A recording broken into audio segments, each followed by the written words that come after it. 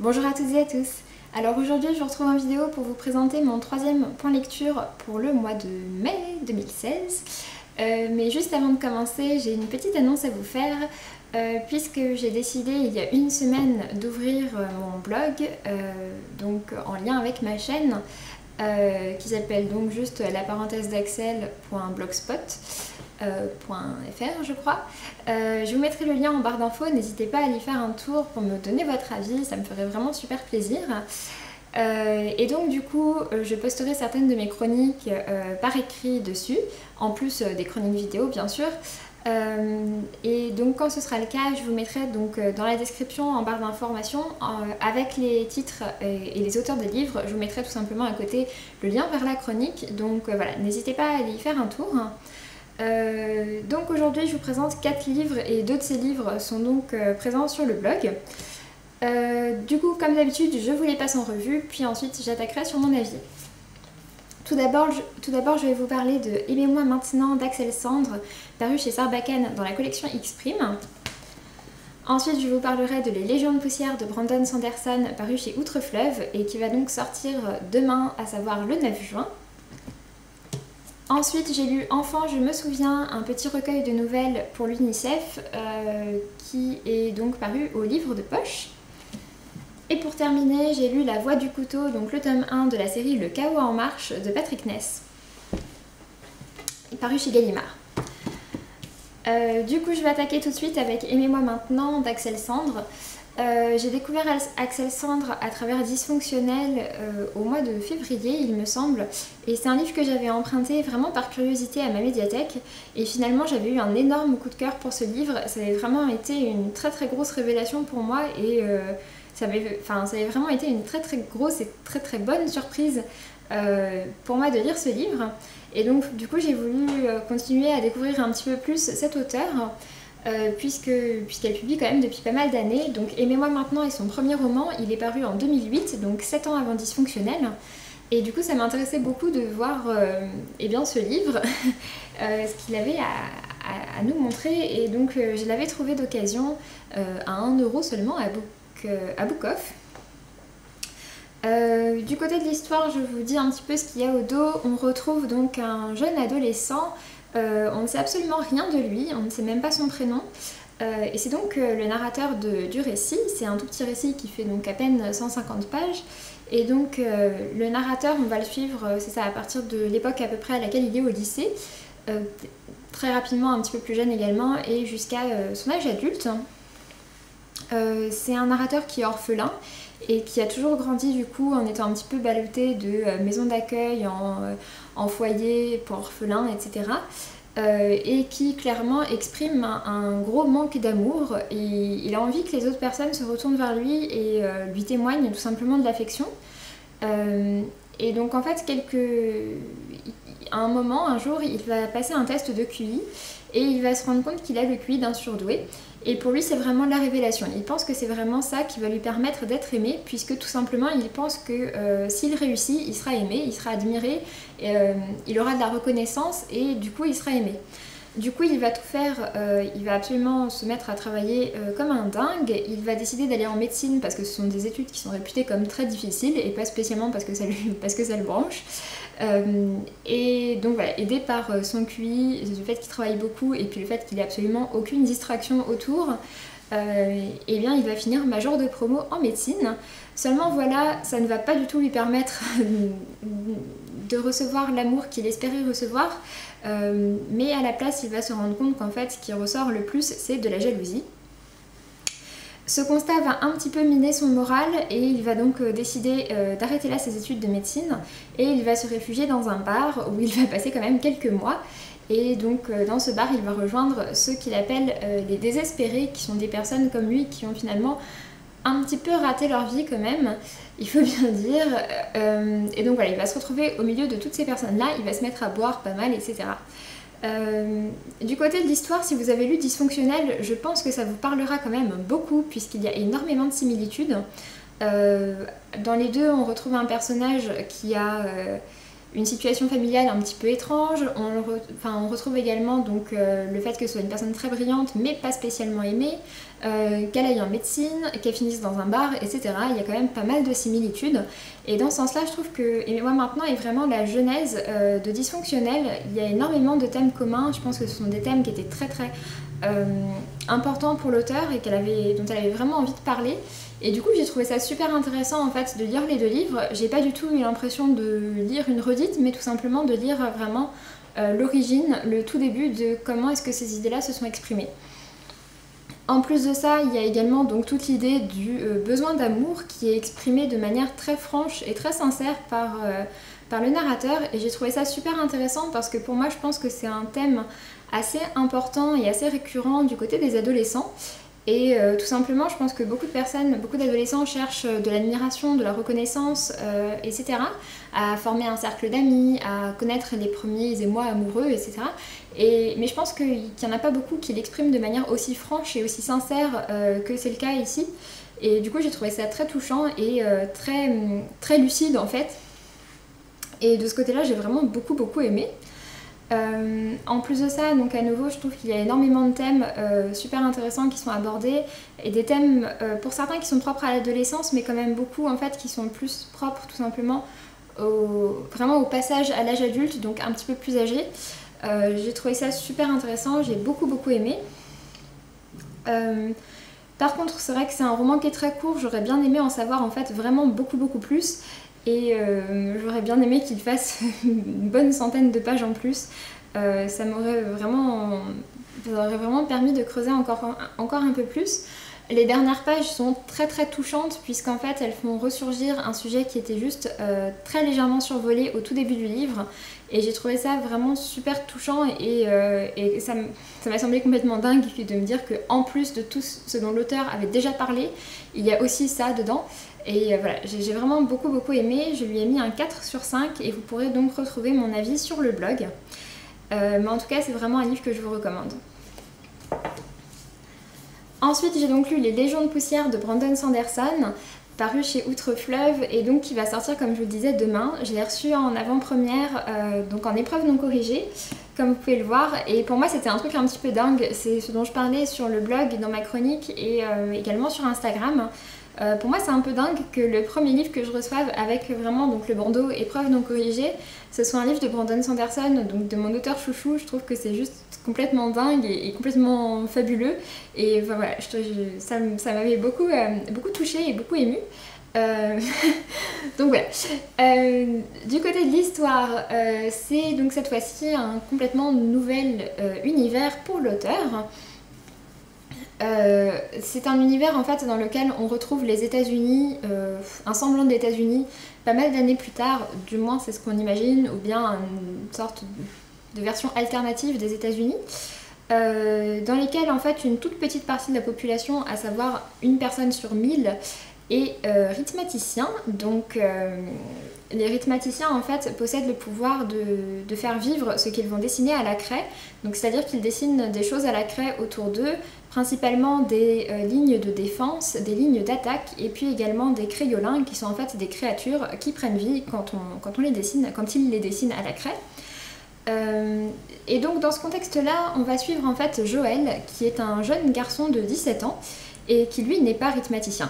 En fait, il vit à l'université où sont formés une bonne partie quand même des rhythmaticiens, puisque sa mère y travaille, mais lui, il n'a pas du tout ces dons-là. Et c'est-à-dire qu'en fait, il y a un rite d'initiation que tous les enfants passent à leurs 8 ans, et tout simplement, voilà, il n'a pas été sélectionné, il n'est pas rhythmaticien.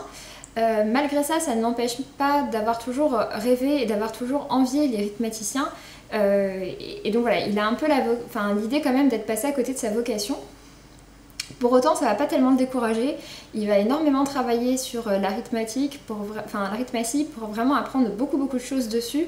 Il va apprendre tous les dessins, etc. Il est vraiment très calé sur le sujet. Et donc voilà, on va suivre donc ce personnage-là. En plus de ça, donc l'été pendant lequel le livre se passe, des étudiants rhythmaticiens vont disparaître mystérieusement et Joël va s'arranger pour faire partie des groupes de personnes qui vont en fait mener l'enquête pour essayer de découvrir ce qui se passe. Il va se retrouver donc avec un professeur, le professeur Fitch, qui est un professeur plutôt sympathique, qui lui aime bien Joël, contrairement à la plupart des autres professeurs rythmaticiens qui le prennent un petit peu de haut. Et il va également se retrouver avec Mélodie, qui elle est donc une étudiante en rythmatique, mais qui suit tous les cours de rattrapage, puisqu'elle a quand même quelques difficultés. Et donc voilà, entre les deux adolescents, il va y avoir une jolie amitié qui va s'installer. Et ils vont donc tous ensemble essayer de résoudre ce mystère. J'ai beaucoup aimé ce livre, j'ai beaucoup aimé l'univers créé par Brandon Sanderson, je l'ai trouvé très original.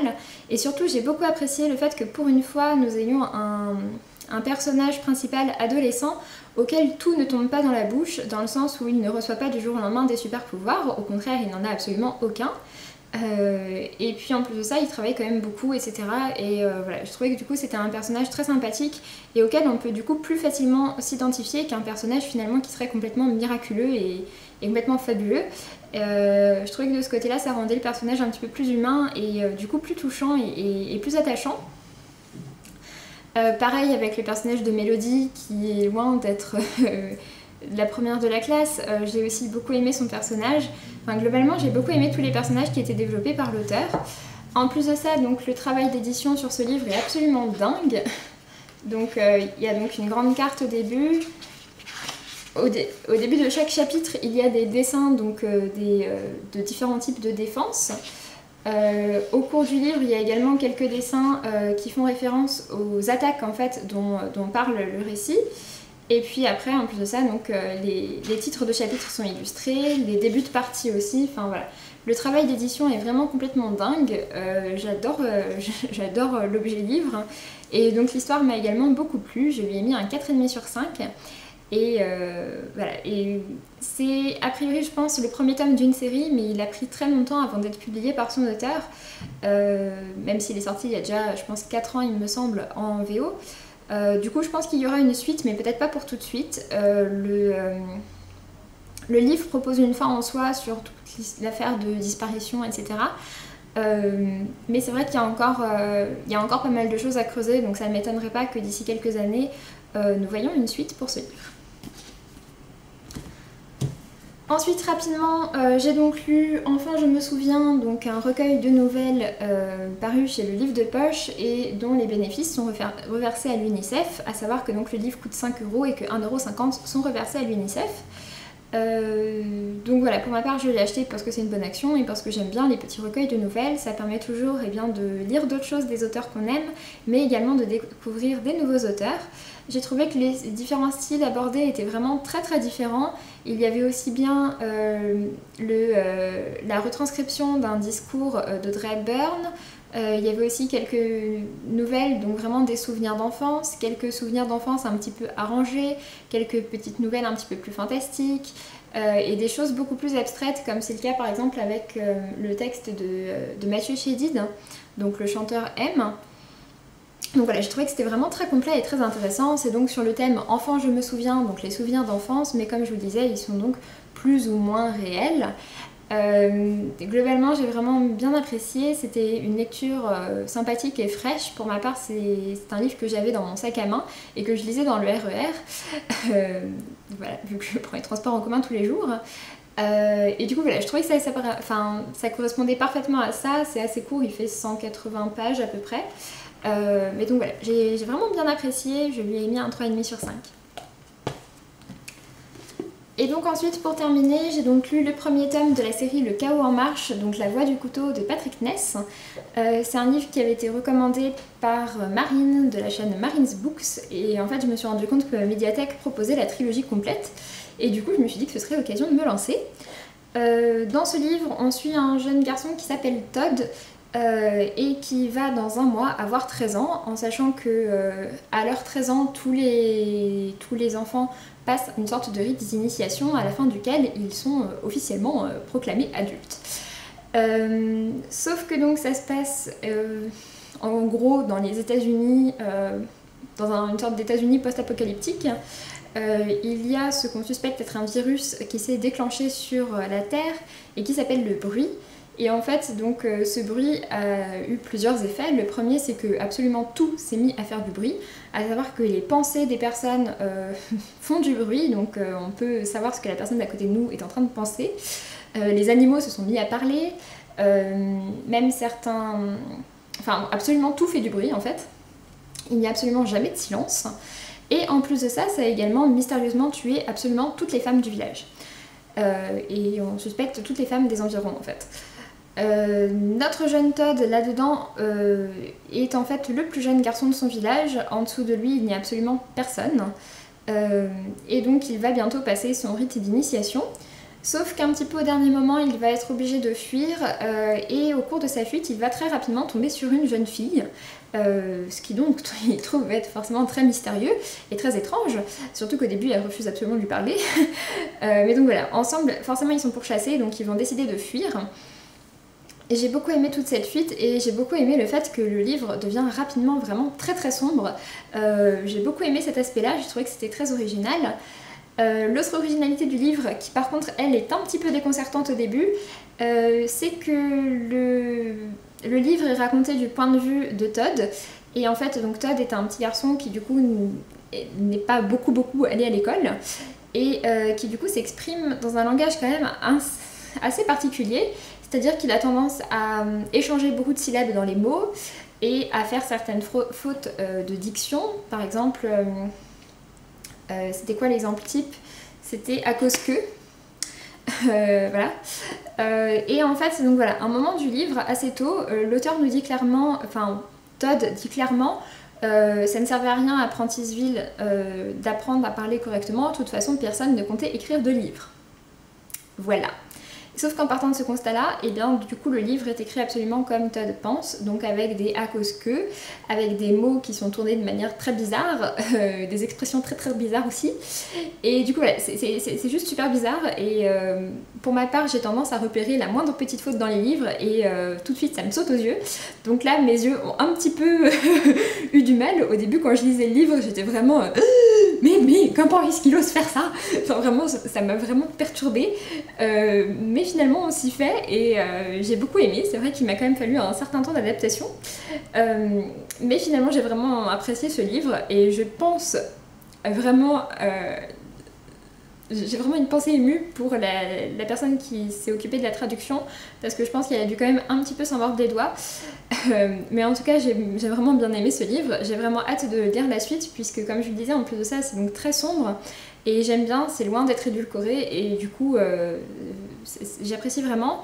La série complète est parue au format poche chez Gallimard, donc au pôle fiction. Et donc pour ma part j'ai mis un 4 sur 5 à ce livre. Sur ce, j'en ai terminé. Je vous dis donc à très bientôt. N'hésitez pas à aller regarder les chroniques des livres. Je vous mettrai les liens en barre d'infos. Et puis sinon, je vous dis donc à très bientôt. Salut!